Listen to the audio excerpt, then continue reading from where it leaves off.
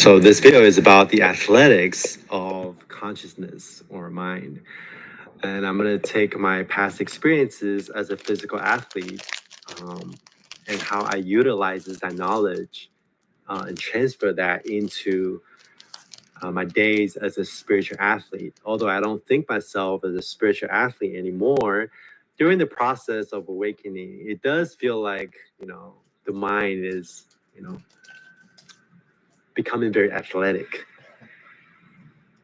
very powerful, very fast. Meditation is exactly like going to the gym for your mind. You're actually making physical changes, making your brain, certain elements of your brain thicker, stronger. And to understand this, we have to look at the speed strength continuum in athletics and how that relates to the mind. Some sports requires like really fast reaction times, like reactive strength or quickness.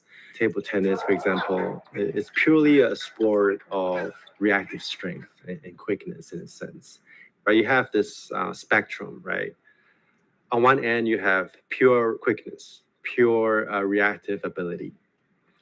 And on the other side of the spectrum or the extreme, you have absolute strength. And the middle is power. And speed times strength is power. And sprinting is kind of like a power movement. A vertical jumping is kind of like a power movement. Powerlifting will be more like on the absolute strength. Jumping and stomping. And Olympic lifting requires a little bit more explosive strength than powerlifting because you have to lift like 500 pounds over your head in like a second. I think awakening is a very similar process. That mixture of both strength and speed. Right? It requires both sides of the spectrum. See like the movement of like awakened beings. They're very grounded, very still, very dense, almost like a diamond. Right? It's funny in the age of a lot more video talking to each other.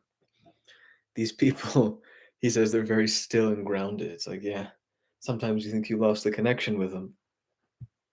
Because, in some traditions, they use the metaphor of this immovable diamond to describe awareness or the natural state because nothing can affect it, right? It's almost like this sphere of like three-dimensional panoramic diamond with like all seeing eyes. But at the same time, they're very quick and airy and bouncy. They're just like vibrating out of the source as the source. They're usually very spontaneous and very playful, right? There's like this childlike innocence with the wisdom of like an old man, right? And this speed strength continuum also echoes the duality between expansion and contraction that I keep emphasizing in your practice. Again, expansion being your awareness of awareness training, Dzogchen, and the contraction is your concentration, vipassana, and mindfulness. The vertical jump is a perfect expression of power. It's like the ultimate form of measurement of athleticism. So peak consciousness, it's almost like the vertical jumping of the mind, transcending. In order to run fast or jump higher, you need to contract, which is doing weightlifting, getting stronger. And you need to expand, which is, doing power matrix or practicing sprinting at top speed. The enlightenment takes both the speed of the mind and the strength. Speed times strength equals explosiveness. And that's for athletic abilities, but for mental or spiritual development, that's also the case. You need strength, even if you can glimpse the 360 infinite boundaryless awareness for a few seconds. For most people, they glimpse it for a few seconds. They can't even hold it for a few seconds, let alone make that into their moment-to-moment default state. You need enough industrial level concentration power to hold it. And that's like a max effort strength. You have the industrial strength concentration that you train your mind to be as concentrated as it can on the object of meditation. And that's what? On the side of absolute strength, absolute concentration, right? On the other side of the extreme or the spectrum, you have quickness, right? And what is that? That's pure awareness training, awareness of awareness, or Dzogchen kind of training, right? Because awareness is very quick. In fact, quickness or speed is not even the right word for it, because it's instantaneous, it's timeless. And like I said in one of my previous videos, Einstein said that the speed of light, the fastest thing in the universe, speed of light, it's so fast that it becomes constant. Let's take a look at physics, which is just another story in a sense, but it's a good metaphor. If an object did reach the speed of light, its mass would become infinite. And If I recall correctly, because of the way time is affected by speed, from the perspective of a photon, it reaches its target instantly. So all the light from the Big Bang that then coalesced and distilled and solidified into nebulae and stars and planets and life and people. From the perspective of, I don't know, the singularity out of which the Big Bang theoretically exploded, from its perspective, it's seeing all of us, all of everything, now and throughout all time, simultaneously. Is that how that works? I don't know. But it's interesting to think about the timeless perspective that's sort of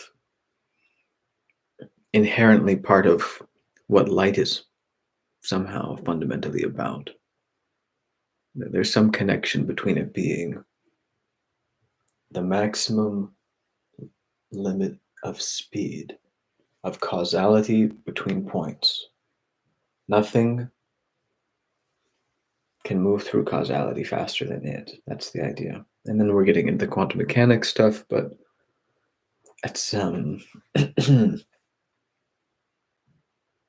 that's something else. But because light is the limit on causal closeness in space, because that's what speed is. Speed through travel through space is essentially causality, just showing sort of how much time it takes to get from here to that target. Like if I go pick up the peanut butter, it's like, what is space but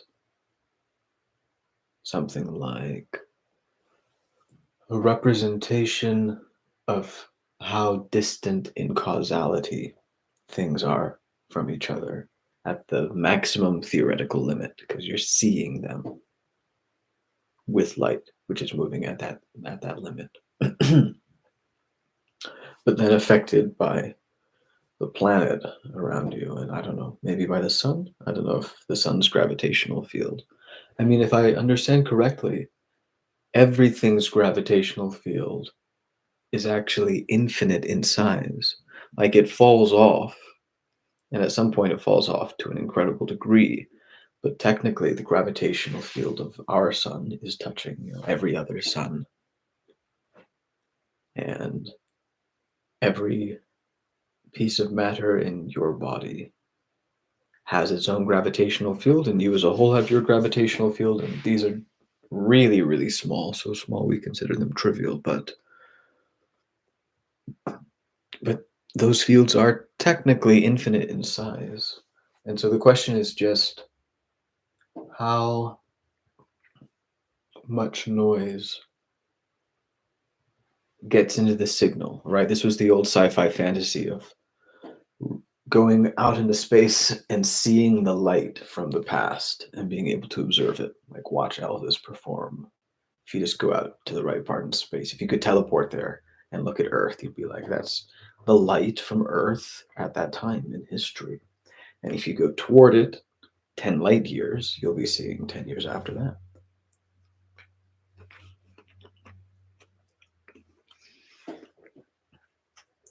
So there's this interesting interplay in between light and gravity, because light has this instantaneous thing going on from its perspective of time being so I don't know, affected by speed. I wonder if it's speed itself or if it's speed through gravity or something.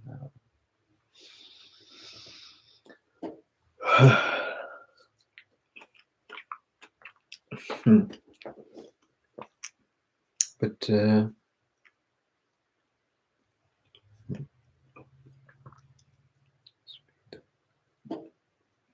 anyway, you have the instantaneous effect of light from its own perspective, and then you have the something like, it's not instantaneous, the interactions between gravitational fields.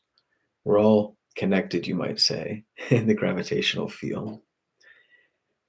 And maybe those connections are so blown out by noise across vast distances because they're so tiny, of course.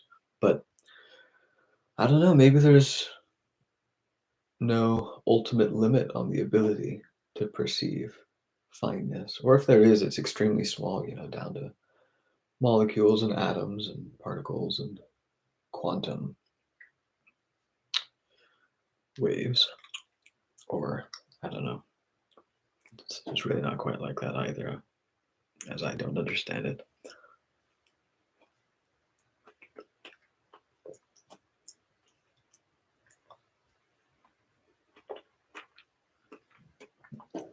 But yeah, I can see why some traditions, like New Age traditions maybe, will equate gravity with love and wisdom or consciousness with the electromagnetic field. Which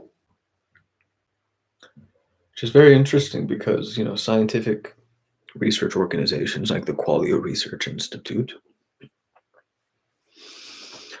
would say that how good your experience feels in any given moment is basically determined by how geometrically harmonious your body's electromagnetic field is. And he discusses the possibility of quantum effects in the brain, although I know some people are really dismissive of this, but he's partially informed by extreme states of consciousness with extremely high energy. And he observes that high states of energy, when they can't,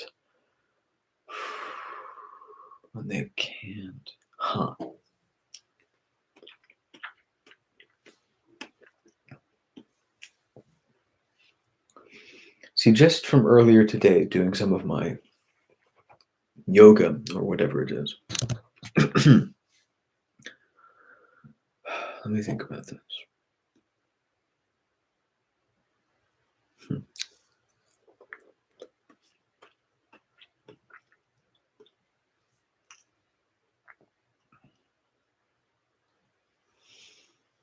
Let me watch a little more. And as a result, the energy required to move the object will also become infinite, which is an impossibility, right, theoretically. And you slow down, you become completely still in a sense. That reminds you of enlightenment, doesn't it? You can't grasp it with the mind or the intellect, right? And also, like I said earlier, it becomes so massive, so dense.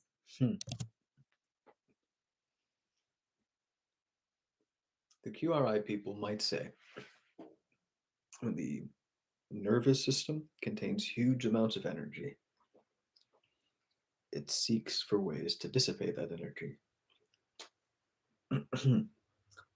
I think something like integration also works for managing high flows of energy in the nervous system. But if you can't integrate it, then it gets shunted into consciousness as sort of the leftovers. And that's what you're aware of in a given moment. And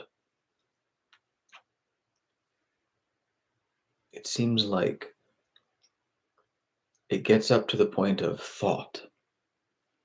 And you're able to think and imagine things and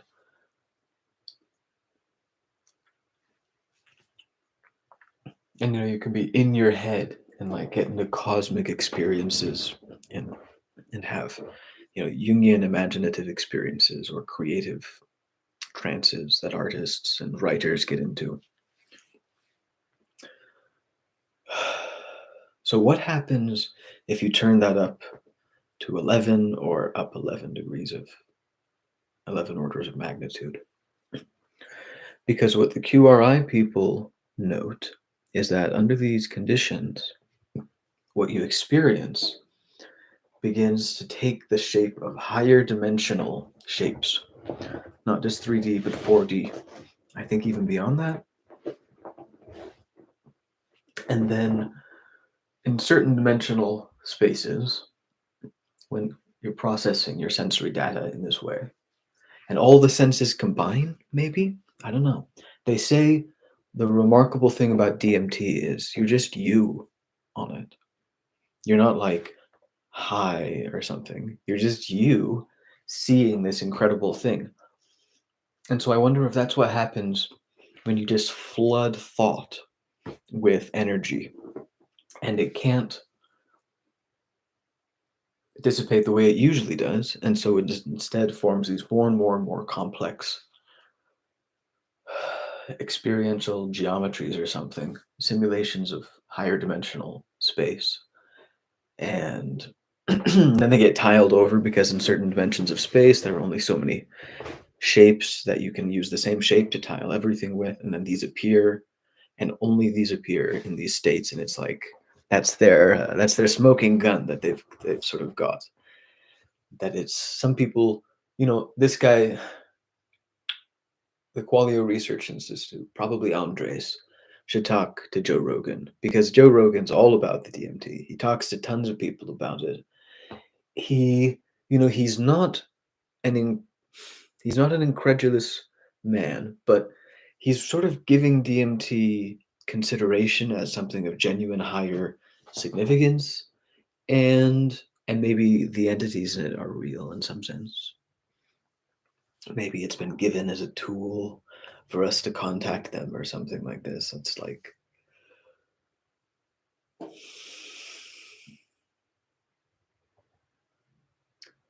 and at the same time, he can be skeptical, and he's not like 100% in on this and anything like that. But he should talk to Andres because Andres can help explain, look, a lot of these phenomena, we can be mathematically rigorous about some of what's going on. And the higher spatial dimension simulation in your experience can be detected by recognizing any of these like 17 specific tilings. And you'll find that no others show up there in this particular way or something. So that's an interesting indicator that there's a mathematical relationship between what's going on. And maybe it's just what happens when you flood the mental circuits and all of your normal thoughts get amplified to like a trillion. And that doesn't like make you high in the normal sense. It makes you extremely capable of imagining things and experiencing them vividly. It might be sort of like an extreme version of what manifester people talk about. It's like, what could I manifest? Seeing insane entities giving me cosmic wisdom in this instant. And it's like, well, the brain does do that.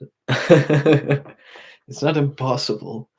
Could you theoretically manifest it? And it's like, well, a lot of the rules of manifesting work in context of having a lot of background energy and like using the manifesting model to shape how you release and regulate that energy. But then it doesn't work for people who aren't just overflowing with energy. So then it builds parts of the system in that try to provoke fountains of endless energy, and then it works for some people. And then there are people for whom it still doesn't. And that's what happens with every system, religious, spiritual, health, of any kind. Always there's this group of people for whom it seems to fit like a glove. And it's just it's a game changer. It's life changing. It's something they can dedicate their whole life and being to. It's basically their religion, their God at that point, whatever it is, in some sense. And it's like,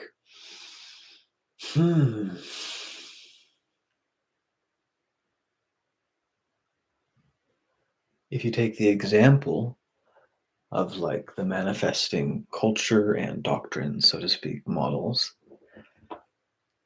and they're somewhat conscious of there being more to this being literally true going on. And at the same time, some people are extremely sort of fundamentalist about it. And they're like, no, this is how it works in the same way that magnets pull on each other or repel each other. It works like this.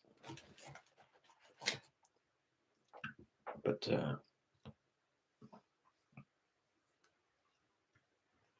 maybe that's what happens when you turn up the imaginings to like the highest degree. And especially on things like 5-MeO-DMT, the QRI people will talk about this.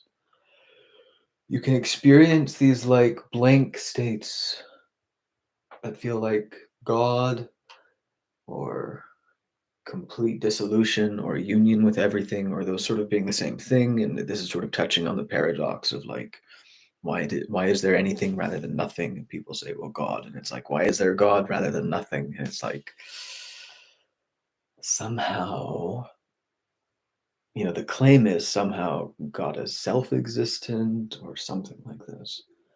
But then the time comes to explain it, and the explanations are so far not convincing to most anybody, philosophers, or anybody else who takes the time to understand them. They just as an empirical fact can be observed not to convert, and they can explain that according to this and that and say why it doesn't disprove anything, but it's an empirical fact, and maybe that indicates that there could be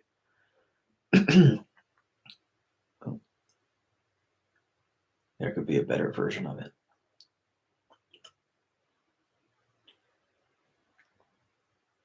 Not necessarily truer, but like more effective pedagogically in the teaching of people. Let me finish this thought before I get back to this. So, if that's God, then it sort of seems like the winning meme. What is the winning meme? In meme space, a meme can be anything. God exists as a meme. Every God exists as a meme. Anything you can imagine exists as a meme. Some of those memes make it into materiality. The concept of the cup has an actual counterpart, and many counterparts here in the material world. And some of those memes make it in the material world and spread themselves and are live and propagate. And some of them are intelligent, and then they begin to model what they are and what they're experiencing. Or, as QRI would point out, you're modeling your experience of the world. And you have to sort of try to appreciate the veil of Maya for the illusion that it is, while still sort of supposing and seeing how this research direction pans out, still sort of supposing that beyond the veil of Maya, there's an objective reality of some kind.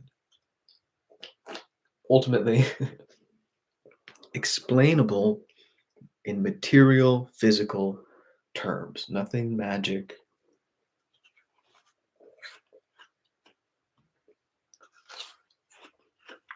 So, at some point, intelligence starts to model itself and everything, and it sees certain shapes, and it is drawn to them.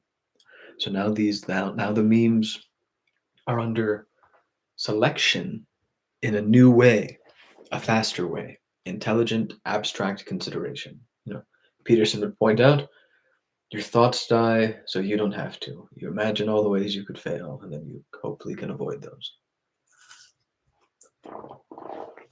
And that's a little bit how he, here, compare this to what he'll also say, like, what is goodness? I don't know, but look at evil and like back away. And that's a little bit how he aims, I think, and conducts himself, is he looks at the darkness and then backs away motivated by fear, and he's made a point of emphasizing that the systems of thought, the theories about how we should be running our governments and our countries and our worlds and what kind of rights people should have and all of this, they claim to have the answers in some sense, but they've become so critical of each other, like the political parties, and to some degree the religions. And it's like they're so critical of each other, they define themselves so much by their category membership rather than by what's good or bad within each category. And the end result is that there's not a lot of positive vision going on. Like, yes, these are the crises and the catastrophes we need to get away from. But what is the city on a hill we can try to get to? What is a vision worth aiming at? This is a question that really changed how I thought about prayer. I saw an advanced meditator, maybe enlightened, I'm not sure on the details, but Romeo Stevens had a tweet about the power of prayer as a meditative tool. And Buddhism really opened up Christianity for me. Because I went back to prayer and I thought about it in terms of the effects on consciousness it could have. And I began to shape my prayer to affect my consciousness, to observe how it affected my consciousness and make adjustments. And this is where, Christians like C.S. Lewis will say that the thing you're talking to takes on a strangely otherly quality, a sense that it really is something out there talking to you. I wish they would go into more detail about this. I can experience something like a dialogue, but I can imagine all kinds of dialogues. Maybe there's a special one that I'll be able to recognize, feel special when I'm on the inside. But you look at what like the QRI people will tell you, like, look, you're just looking at what it feels like from the inside. Like some Christian theologians will claim that there's this inherent feeling or sense that lets you know that your belief in God is definitely real. And some people just aren't in touch with theirs. And supposedly, when you feel this, you know that God is, and that it's true, and you know that it's a reliable signal somehow. And that it couldn't just be like, that's a feeling that your body can create. Like, why does it have to mean anything? And they I think they struggle to articulate why it's supposedly so convincing. And their big, obvious thing to contend with here is the fact that most people don't seem to feel this way. It's like, you're just saying you can tell that you're right, huh? We could all do that. Like, we're not doing that, but is that because we're less correct, or because we're more we're less over ambitious and less all in on trusting some feeling within you? But some meme wins the battle royale of memes, and maybe as that body of possible memes is considered from every angle, which is relevant for consciousness, because QRI would define consciousness, an individual sort of unit of consciousness or something, as something that can be viewed from any angle and still have the same geometric shape or something like that. I don't know if I've properly understood that, but something in that space emphasizes the importance of not being able to just shift perspectives, and it's no longer conscious. It has to be conscious from every perspective or something. And maybe all concepts are illuminated like that, but only some of them are conscious from every perspective, because some of them are only conscious from some perspectives or not from any at all. And maybe this is the same ones that end up instantiated in materiality, or maybe not. Maybe they're overlapping but not identical sort of hierarchies.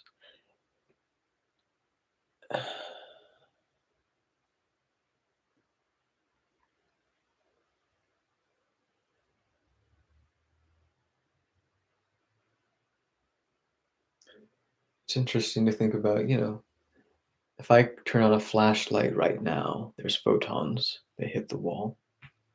The journey was instantaneous for them.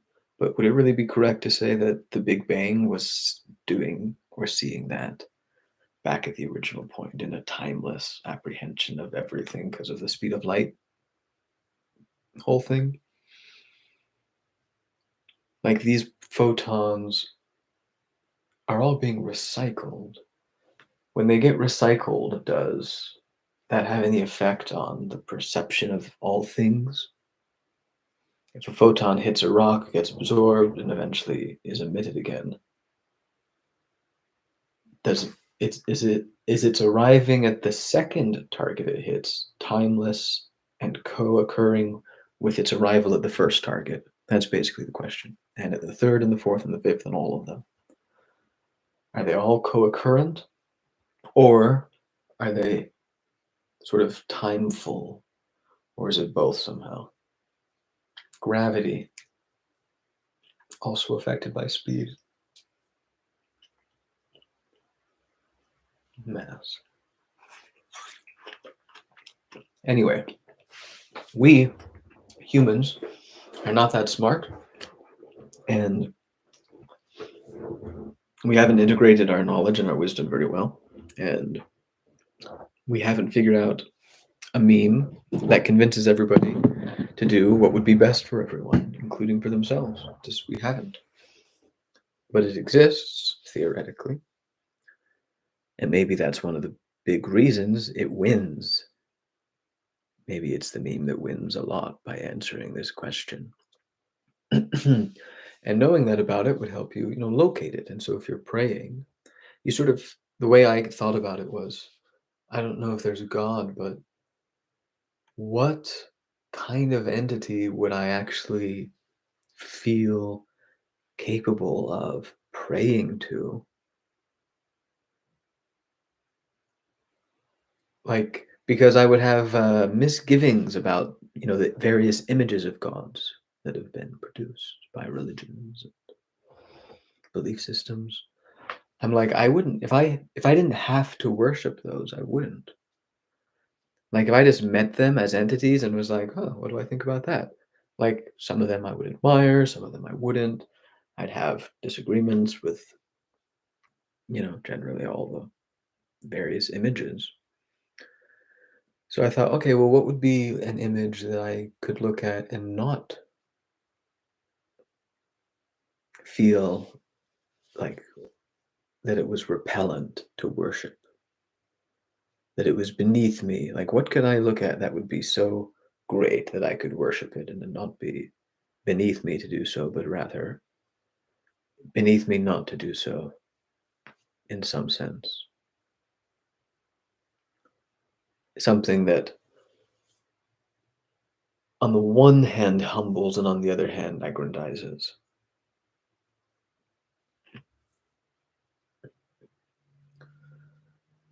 Something that theoretically redeems you rather than replaces you or hollows you out or sands you smooth over, like Buddhism sort of seems to do. They say nirvana, that's the thing. You do nirvana.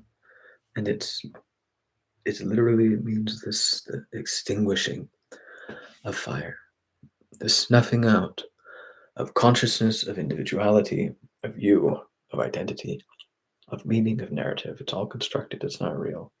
Because it's not in material reality. It's not in perception, really.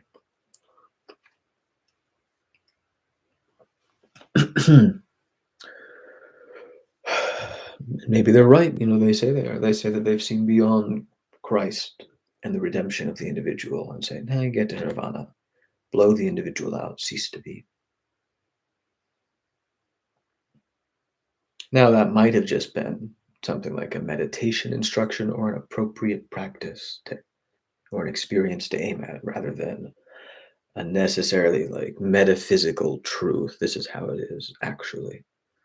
Because there's this idea that people experience their deaths to the fullest before their time, and it has a transformative effect. Near-death experiences, people turn their lives around. They derive great energy and purpose and meaning from it, and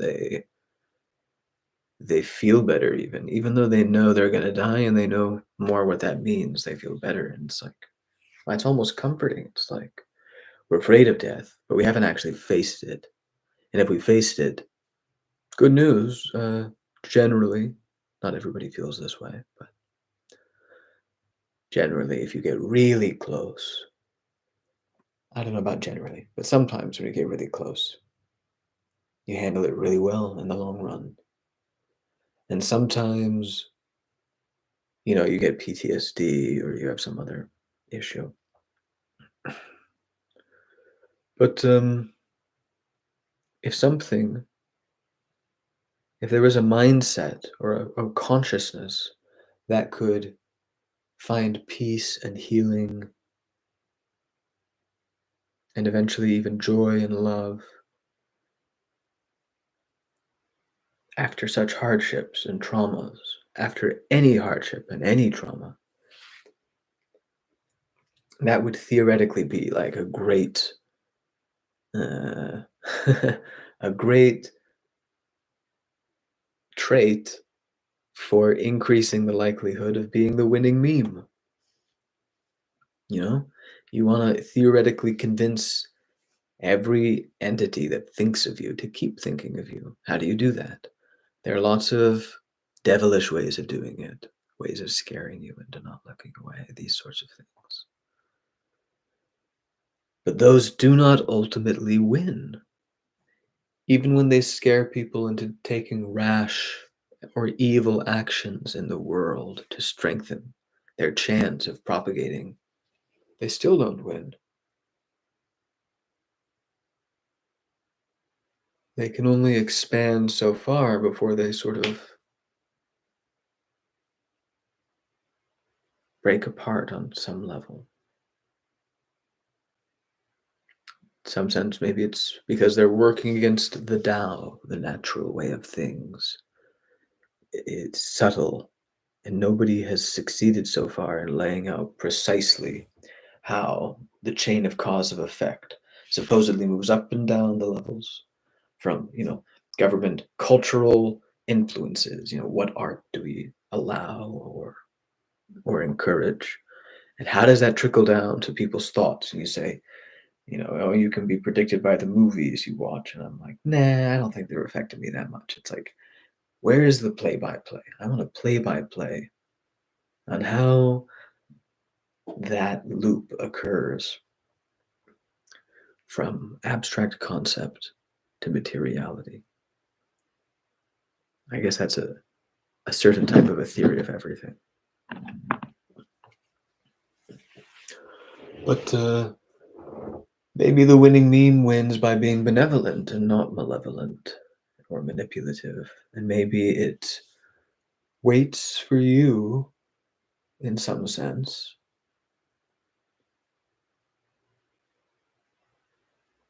I don't know. I would be pretty freaked out if I saw anything like genuinely supernatural. I'd be like, okay. I think ontological shock is the term. Derealization is a potential outcome.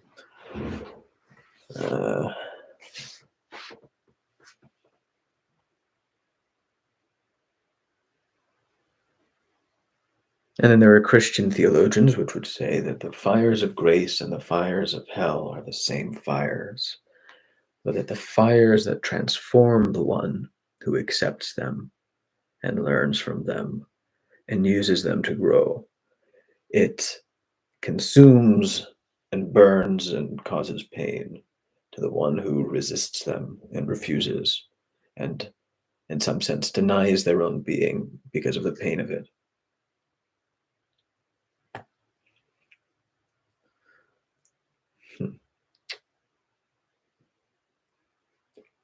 So long story short, maybe DMT lets you think through, lets you see what happens if we had stronger imaginations, if we were smarter. We're not there yet, but if we got smarter as a species, we'd be able to think through all the thoughts and we'd cross compare them, and we would condense them. We would better articulate them more elegantly and precisely and correctly. And we would, in this sense, sort of gain power. Knowledge is power. And we'd keep doing this until we could grip our collected body of wisdom more efficiently than ever before, and finally be able to glimpse the mean that will let us sustain our growth. None of this, all the suffering, all the burdens of existence and life. Why do we have to live with this? Is there some solution? Is there some way of being? I mean, one way to solve it is to be capable of not suffering, even if you're carrying your cross or being tortured. If you can do that, then that sort of solves the suffering problem to some degree. If you're still able to experience peace and love and joy through all of that until maybe the one moment where it fails, and he says, my God, why hast thou forsaken me? But other than that, and maybe that one moment is necessary in some sense. And it's right after that he says, into thy hands I commend my spirit. So he's feeling that separation, but then he's acting in faith. It's the last thing he does. So maybe he acted with faith while feeling connected his whole life, and then he did it at the end for a moment while feeling disconnected and separate and suffering and losing the kingdom of heaven. People glimpse enlightenment, stream entry, and then they lose it. Some people hold it and they keep it forever. Some people hold it and keep it forever, even if they're being, put through the crucifixion. But then maybe at the very end, they lose it, or maybe Jesus let it go on purpose. I mean, he did it and then immediately gave up the ghost. So why didn't he give up the ghost 5 seconds earlier? It's almost like he was waiting for this experience of separation to occur. And maybe that's what I've heard Jonathan Pajot, a Christian Orthodox artist, say, that there are theologians or something that talk about this idea that somehow Christ is timelessly creating the world up on the cross. And maybe the idea there is that Christ's experience of separation followed by voluntary embrace of death is somehow the microcosm materialized in the real world version of the macrocosm of all being, which is, in some sense, the original mind somehow separating from itself or experiencing that, and then stepping into the embrace of death, and then coming back into being. And maybe that's the Big Bang.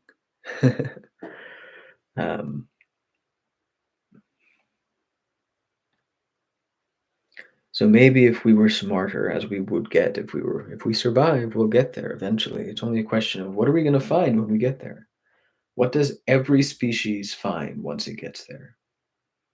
Because when we're young and dumb, we might disagree on a lot, but then we discover math and we all agree on the same math, and we discover other things that we all agree on, and we discover certain facts just built into sort of not just the space of possibilities, because everything is in that space, but then you look at how all the possibilities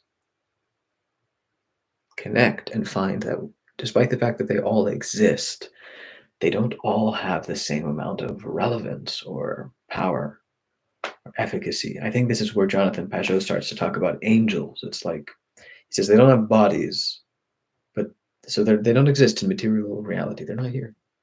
But he says they have subtle bodies. He sort of says something. I think he says that God has the most subtle body in the sense that it has none at all. Except in some sense, it's maybe then everything is his body. I don't know. His body, its body. I don't know. But maybe if we were smarter and thought all of our thoughts, we'd recognize what we're missing. We'd find a way to find individual peace and happiness and collective love and organization and growth. And we would build the kingdom of heaven on earth around us for the sake of those who couldn't experience that peace and enjoyable consciousness that feels worth living for unless the environment was conducive to that. And at the same time, we all train to be capable of living without it. Maybe that's the price you have to pay. If you want a cushy society, we have to break out of that cycle. There's a cycle that goes, what is it? Strong men make good times make weak men. Because, we're indulging in the riches that we've inherited from our ancestors. And then we're the weak men who create bad times. And that means suffering and chaos to some degree. I guess it can mean tyranny. But the hard times make strong men again, strong people, and then strong people make good times again. But how do you get out of the cycle? How do you become strong and not just say, well, what's the point of this? My grandchildren are all going to suck. They're all going to suck and society's going to fall apart. What was the point of this? How do we get out of the cycle? And maybe it is the better you make things around you, the more you use it to practice getting ready to face harder and harder times. That's a little bit like the Romans or the Spartans. They're like, we're wealthy. We're going to devote so many resources to training good soldiers. What do? We have them jump. This is our fun time. Our fun time is to go jump in the frigid water and the super hot baths, and sometime in the more relaxing baths, to train and prepare our bodies. And the Greeks really emphasized the cultivation of the body and mind in unison as essential. That the mind thinks it can do without, but it doesn't know what it's missing, and it doesn't know how dependent it is on the context that the body provides. Because we think of our brains as made of nervous tissue, but there's some 400 miles of cardiovascular tissue, the blood system, all wrapped up and around and interweaving in our brain. And where there is blood flow, the brain can do certain things easily. And if the blood flow isn't in certain places, that's not available. And if it hasn't been available for a long time, you might find it really hard to think in certain ways. You get these crystallized structures that solidify and stabilize. And, when we die, they say, or you can see apparently, when someone dies, they don't even look like themselves anymore. It's like the personality was holding their face in shape and revealing their soul in some sense. And then when they died, it was all deactivated. Maybe that's the pattern of chronic tension that's built up in the fascial system. The fascial system is fascinating, and we should think more about it because it interweaves and connects literally every part of the body. It weaves inside the organs and around them and just everywhere. And it's electrically sensitive. It's a non-Newtonian fluid that, when subjected to the right charges, like from the nervous system that provides charge or from whatever, it stiffens up. And so the regulation of the nervous system, we control this. We have our frontal lobe. We're conscious. We're doing things, and we're mostly doing them with our nervous system. But then there's what we're not conscious of in our body, all our organs that we can't feel. But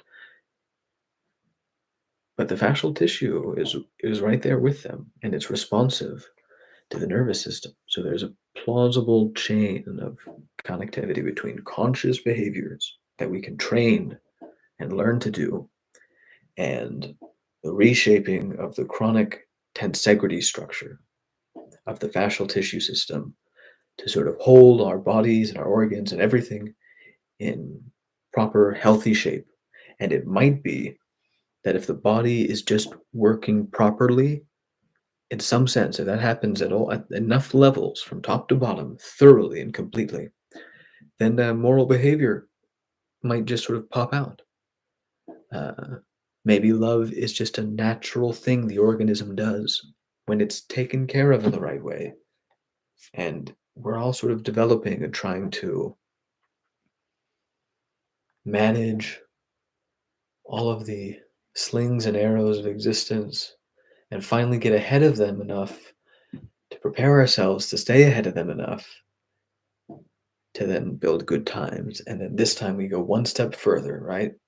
Some people think we're on the edge of civilizational collapse now, but if it hasn't been done before, the thing that we could try is to use the good times that we have and still have in a great way, with our plentiful food and all that. Plentiful food and honestly a good amount of free time. And people often talk about how expensive it is, and it is getting worse, and that shouldn't be happening.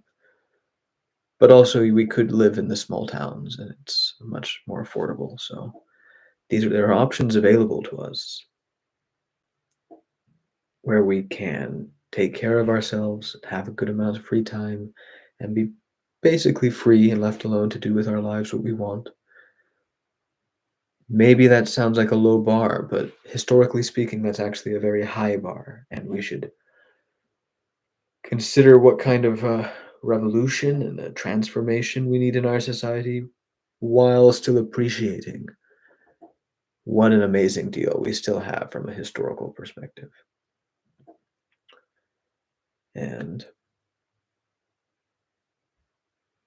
Jonathan Pajot talks about this fractal analysis that he uses, and it is very interesting to compare the reshaping of the tensegrity fascial system in the body and the remaking of sort of our culture and its solidified institutions and how they shape how our individual organisms and our species evolves. Like our culture, we think of ourselves as citizens of this culture, but we're also these, sort of animal things. And we're evolving and we're going through whatever we're going through. And the cultural institutions theoretically stay the same, but we don't stay the same. So there's got to be reshaping, and we need to be cognizant of that and prepare for that. And maybe that means we need to build ourselves to be strong and resistant to fear and pain and intimidation and be capable of acting and withstanding difficult things so that we can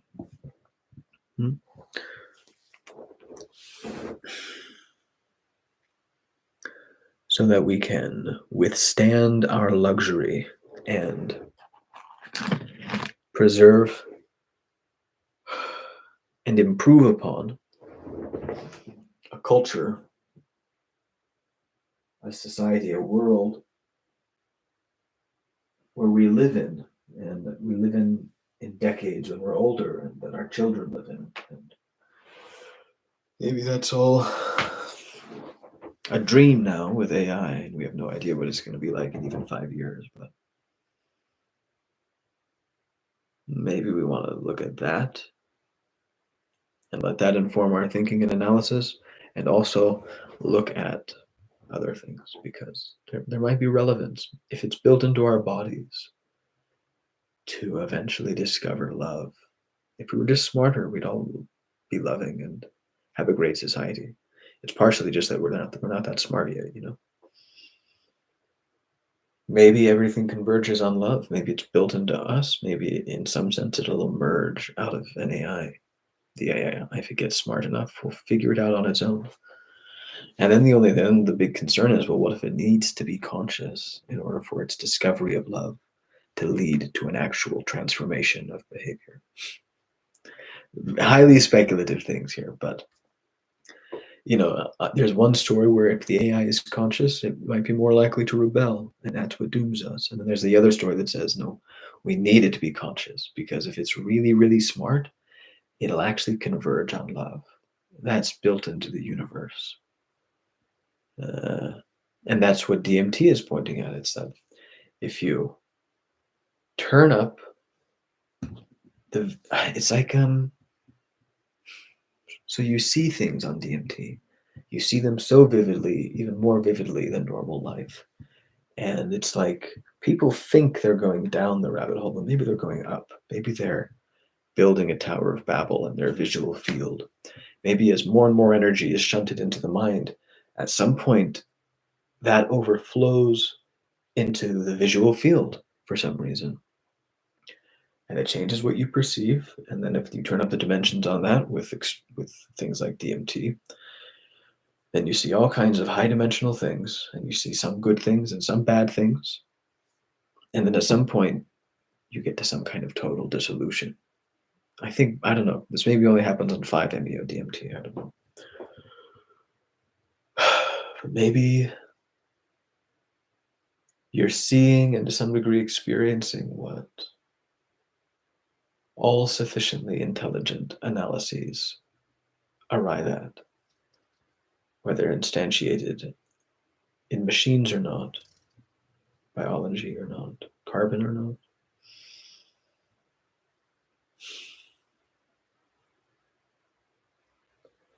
Anyway, this has been a series of tangents, but one of the things I wanted to get back to was this idea that that's the winning meme, that it's God in some sense, that it's love, that it's what everything is made of in some sense. That if you look at how gravity works, if you look at how electromagnetism works, if you look at how the Higgs fields work, they all have their idiosyncrasies. But then if you look at how each of those idiosyncrasies are built, they're all built out of the same underlying thing. It's an interplay of expansion and contraction, or existence and non-existence, or consciousness and non-consciousness, or something. It's difficult to speculate at this level of metaphysics, but it's the same shape underlying everything, and we don't perceive it. You know, we're at the gross level. We're barely conscious of half of our body, and we can't feel our own organs. And only under extreme circumstances do people say they feel like every tissue in their body is aligned, that every cell in their organism is aligned with an idea, a purpose, or sometimes it happens during religious experiences or drug experiences. And you just keep taking that into finer and finer gradations, every cell in your body and then every molecule in the cell. Peterson talked about this when talking about Kundalini Yoga with Joe Rogan, and he said, imagine all the cells are aligned and all the tissues are aligned. So your whole body's aligned. And then in the cells, all the molecules are aligned. And then like maybe the atoms or the subatomic particles are aligned. And there's a harmony that goes up and down all the scale. And maybe the shape that this creates, maybe it's all the different layers are combining into an idiosyncratic sort of symphony, but ultimately they're all made of the same underlying thing. And if that is discovered, somehow be built into the metaphysics of the universe, then consciousness might be like a series of lasers shown out of the bottom of the ocean, all aiming at their own idiosyncratic utility function type of things. And it's all selfish, and it's me and my system. But then maybe they all reach the surface of the ocean, and then they all arrive into the same sky, under the same light of the same sun. And they realize that the light they were pursuing was true light, but refracted by the sort of watery medium in which they were traveling. And in the end, it led them to the light in its fullness.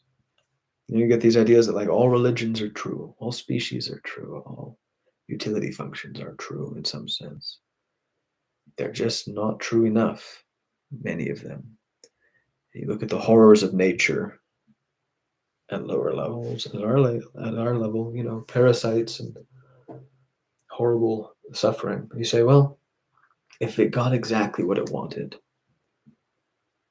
and it somehow were allowed to keep developing and growing, it would eventually grow in intelligence. Whether through evolution, or if you could imagine a very long-living version of the thing, there's a growing instinct within it. I think Carl Rogers, the psychologist, sort of talked about this. In all of us, there is an instinct toward the light, toward growth, and we all follow it in the best way we can. And when we fail, it's a question of degree and not type. Although maybe there are those who at some point determine to purposefully aim away from the light. Maybe there really is. I don't know if that's sustainable. Maybe it's not in the end. Maybe it can only go so far. Maybe it's inherently unstable. And then the other idea, of course, is that, well, no, this is not the metaphysics of the universe. This is just the idiosyncratic physiology and biology of you, a human organism. It all feels like love to you when you're all connected. That's just you. Maybe it's you life, maybe it's you humans, maybe it's you carbon. I don't know, but silicon intelligence does not have to arrive at this conclusion. It is not built into concept space. Some of it's in concept space. Some of it is cold, hard reason, like numbers. We haven't discovered that version of it, though. And then some of it is like instinct. And that's how we've accessed it so far. But maybe if we ever got the answer really, really right, any sufficiently intelligent being could just read it and then be like, yep, I can see why that's the winning meme. I am sort of devoted to it. I endorse that. I think everybody else that reads it and sort of understands it will be, with very few exceptions. And I'm looking forward to building a better world together and preserving my individuality and becoming the best version of myself, becoming the most real version of myself in some sense. And yet, magically being able to do that, taking care of myself while simultaneously doing the best for my community, my family, my friends, the whole world, my body, health at every layer, contributing to health at every layer, a proper, intelligent use of the resources at our disposal, efficient management. If this is a possibility,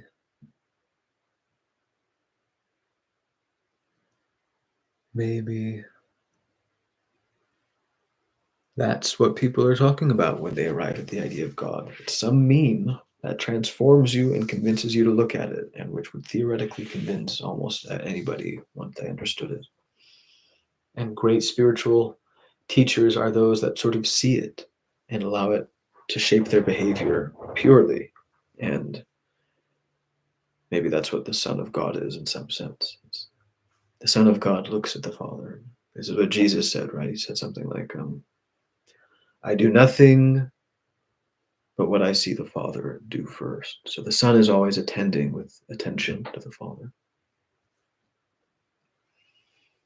And maybe that's focused attention and then embedded in the context of the Spirit, which is in and all and within all things. And maybe that's distributed awareness, that's sort of more associated with the right hemisphere.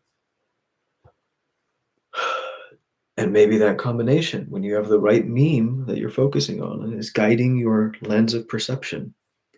We all do this. We all have our collection of tools that we use to shape our consciousness and our agency and ultimately our lives through our agency. And how much faith do we have is sort of the same as asking, to what degree can you manifest that which you dream? Not necessarily through anything magic, but just, do you have that energy? Can you get it done? Do you have the consciousness to adjust when necessary? The results speak for themselves.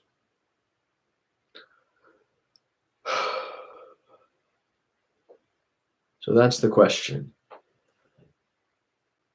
How much of this is true? How much of this is on the right track or pointing or leading to something true or helpful?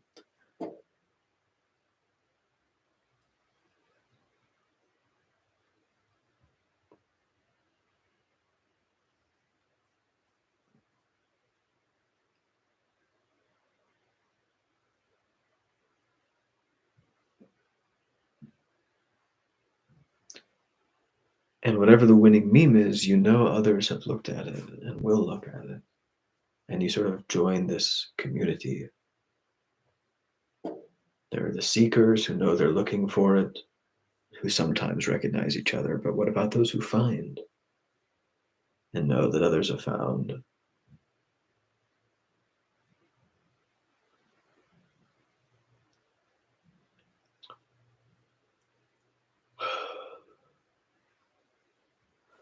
So maybe DMT isn't taking you inside, it's taking you into what you project to the nth degree. And the QRI people know much more about this than I do. They should talk with Joe Rogan about it, because that could take the whole DMT conversation forward, a whole chunk of a step in the dialectic, because these ideas need to be integrated into the way people think about DMT. And let's get back to The Athletics of Consciousness by Frank Yang. Because it's also so infinitely fast. And that duality, that paradox, everything's standing still, but everything is also moving at the speed of light. That's really what it feels like, bro. The only permanence is impermanence. Ta-da! That's why a lot of people use the word light or luminosity to describe the nature of awake awareness. Awareness is faster than thoughts and feelings. Looking for the seer, looking for the self in an instant. That's kind of like a practice in Dzogchen. It has to be very quick. For awareness to recognize itself, it can't be a process of the intellect or concepts or thoughts. It has to be instantaneous. Because it takes a lot of mental agility to turn attention upon itself in that very first instant, to look for what's looking. What is it that is doing the investigation? Otherwise, you can't find that which cannot be found, paradoxically. Another parallel between fitness and contemplative fitness and spiritual practice is no bullshit. If you're not making a shift in your moment-to-moment direct experience, quote unquote, physically, like switching from 720 and then upgrading to 1080 and then to 4K and then 4K 360 and then 8K 360, or if you're not dissolving the separate self from solidity to water to air, then you are not making gains. It's visceral, embodied, universe flexing itself. Too many people are mentally masturbating instead of mentally lifting. There's no realization if there's no permanent shifts in baseline consciousness. So do what?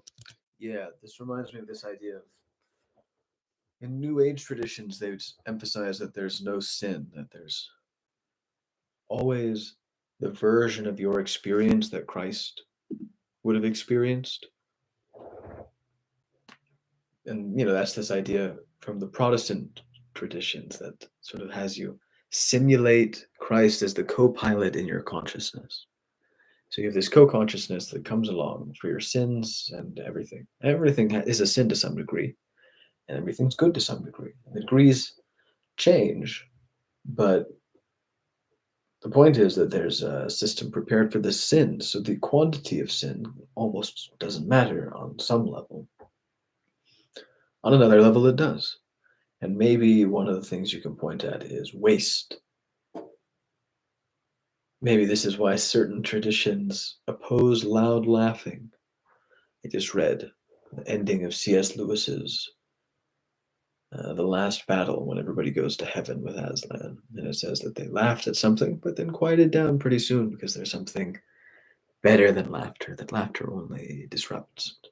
Sort of reminiscent of how people say, Buddhists will say that the first jhana, a state of extraordinary pleasure that they attain in meditation, is too pleasant or something.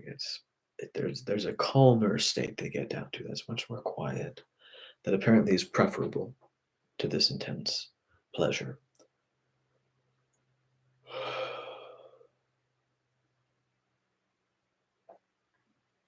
So if you're producing a lot of energy in your organism, but you're not integrating it, then it gets spilled over to the mind, and then maybe it gets spilled over into the visual field to some degree, and that's what DMT does.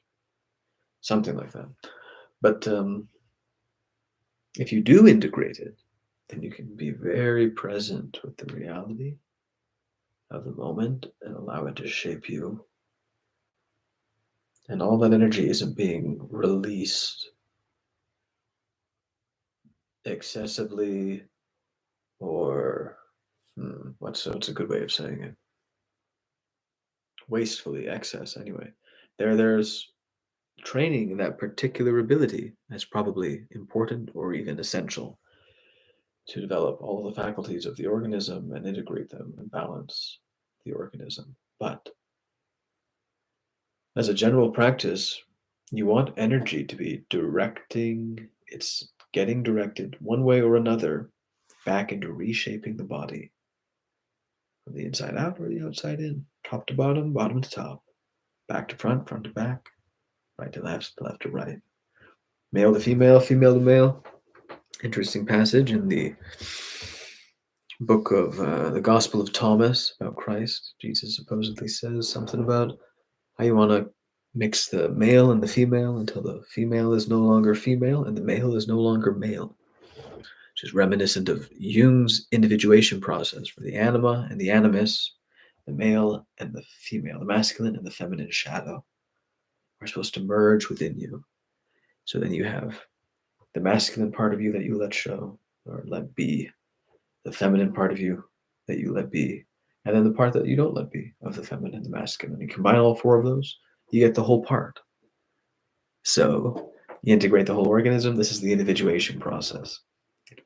Essential. It says something like, we live two lives. I don't think Jung said this. Somebody said this. We live two lives, and the second one starts when we realize the first one. When we realize we only have one. That's the idea. Or when we realize the first one ends. But then Jung would say, we live two lives. The first half, we're developing like our ego in some sense. Second half, we sort of reintegrate it. And that's the individuation process. Or maybe the individuation process the first 40 years then? I'm not positive. I'm not positive on the terminology here, but the point is that you reconcile the masculine and the feminine, and you become a more complete being. And as you become more complete, you become more efficient. And as you're more efficient, you have more energy, and that energy can go into effusive display, indulgent enjoyment, and the like.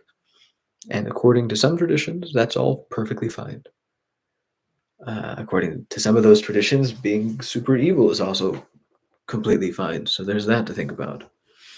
And there are the traditions that forbid it, but generally say that there's some sort of forgiveness or there's some sort of solution to the mistakes we make, the sins.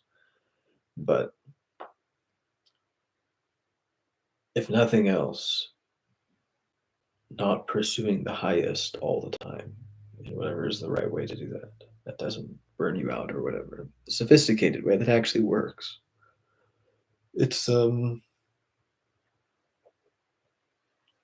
pursuing the highest all the time. And that means that whatever energy you create, you want to use wisely, not wastefully, and integrate more of the organism, have a somewhat transformative experience with it, one way or another, for the better. And that's an algorithm you can follow pretty much all the time. If you're ever unsure what to do, plan B is to treat it like a sacred experience and sort of juxtapose it. On the one hand, it's like you're doing it the one and only time you'll ever do it. And on the other hand, you do it the way you wish you would do it if you were going to live it over and over again for eternity. And you do it cognizant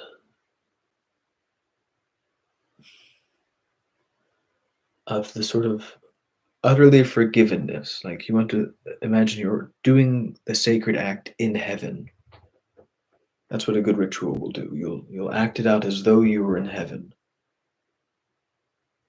And in heaven, you know it's fine if you mess up. And yet, you take it as seriously as you can. And rituals are designed to facilitate this because they're often extremely simple, trivial actions that we paradoxically treat as the most significant things, in which we put all of our pomp and circumstance around. And then the highest levels, that we restrain tastefully and elegantly and create a really sacred atmosphere. And then, just to like use a cloth on something or pour water out of us, these simple rituals.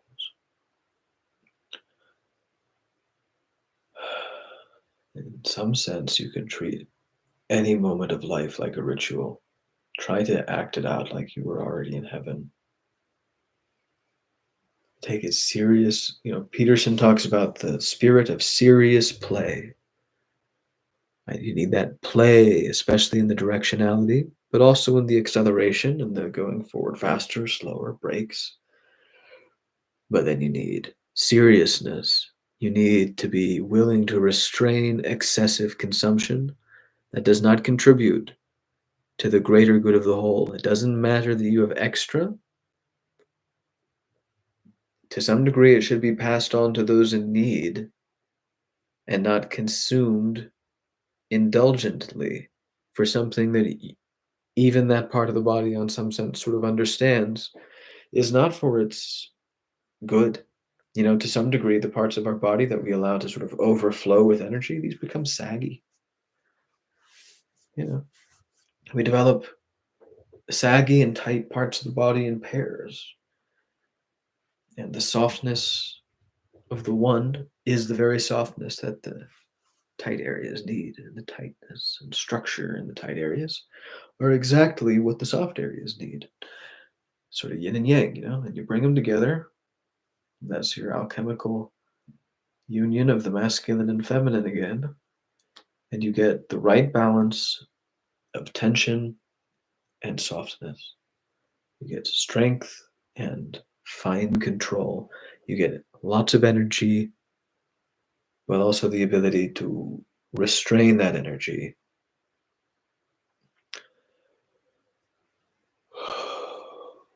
And in some sense, none of this is new. In some sense, this is it's Jung's individuation process. It's some of the Buddhist enlightenment process. It's what athletes, develop. Maybe especially artistic athletes, if you can call, dancers, that kind of thing.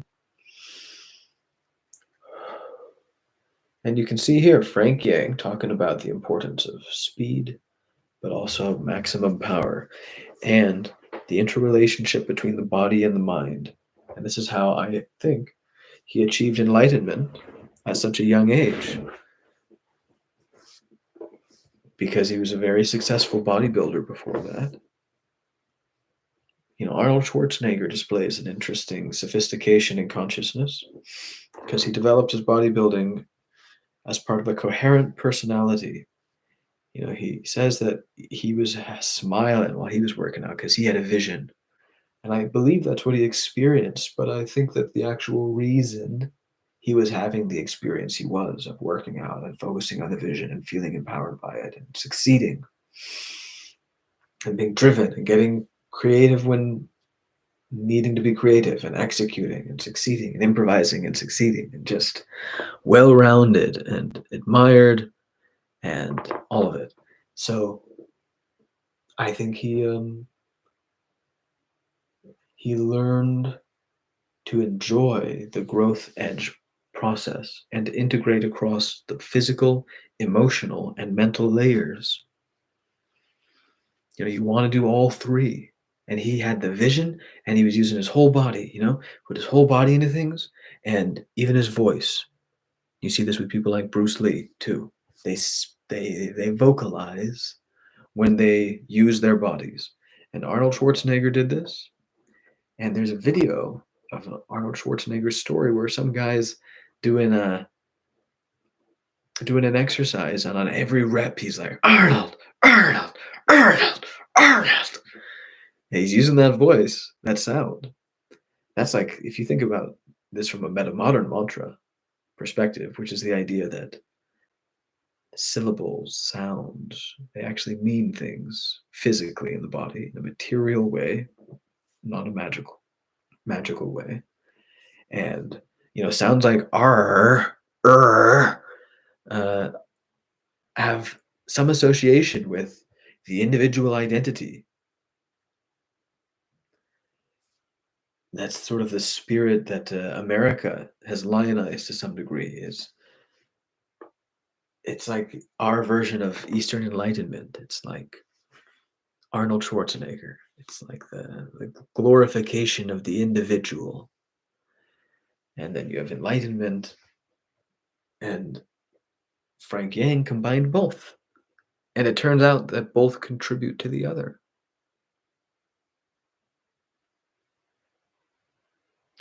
And that's sort of what Aaron Abke did in a different way. He said Aaron Abke is a New Age teacher. And before he was that, he was a bodybuilder and he was a fitness coach, and he developed his own system and he used his own system. And the whole idea of his system is that people think you have to trade off between strength, bodybuilding, sort of mass and aesthetics, and CrossFit, athletic performance, sprinting and running, that kind of thing. And he said, no, no, no. Just like Frank Yang's body and mind both made the perfection of each other easier, the proper, balanced, integrated development of CrossFit ability, strength training ability, and bodybuilding ability all actually helped each other bring out their best and be better than they would be if you focused on them in isolation, perhaps, and having a synergistic effect on each other. And so Aaron Abke, the New Age teacher, he placed like top 3, top 5 in CrossFit, strength training, and bodybuilding competitions. Taught a system to others, and then at some point he moved on to spirituality. And he seemed to advance very quickly, and he uses a device called a Muse 2 to read his brain waves and say, look right there, you can see the meditations are effective and advanced. And it's like, how is he doing this? And part of it is the body, just like Frank Yang. That because he was already developed in this other way, it turned out to have shortened the path to spiritual development, to things like toward enlightenment experiences, adjacent to them, or even just being them, although I don't think he claims to be permanently enlightened in the same way Frank Yang does. So, he and Frank Yang should talk to each other. They should talk about how they created their personal physical systems, how they combined their physical systems with the sort of mental development that is necessary for enlightenment and spiritual development, and developing a permanently sort of elevated state of consciousness. And maybe they should talk about all the layers of human development. Now that they're synergizing between like the mental and the physical, throw in the emotional. I know Aaron talks about that a lot. Throw in the behavioral. That's karma yoga in some sense, right? Behavioral effects on how far you are from enlightenment. So I think they have a lot. They have a lot to add to the conversation. They've done something somewhat unusual, and I think they've modeled it in a way that benefits from modern conceptual tools and therefore adds to the conversation around Buddhist thought, religious thought in general, spiritual experiences in general, and what enlightenment is physically and experientially. How does it work? And what are the implications of it biologically, potentially metaphysically? To what degree do we trust the conclusions of the Buddha, and to what degree don't we? So this is a conversation that could go a long way toward helping us find the winning meme, because what QRI calls full stack memeplexes, like religions that can explain everything in terms of themselves, and so can never be properly challenged from the outside, because every challenge can be interpreted within the framework that invalidates its challenge to the top of it, or its grounding in some sense. Buddhism claims to have seen deeper than Christianity and everything else, and realized that the real thing you want to do is just cessation of existence, just nirvana, because everything is suffering. Christianity claims, there's a God, and it's important to actually create and transform and do things. And the Buddha's wrong for some reason. They fight about this, but I'd love to get Frank Yang and Aaron Abke's perspective on enlightenment and physical, mental, and other aspects of existence, and the synergistic effect between them, how that contributes to the enlightenment process, and what the implications of that are. So I think I'm gonna wrap it up here just because I didn't get through the video, but I talked about Frank and Aaron. And I'm running out of battery here, so that's it.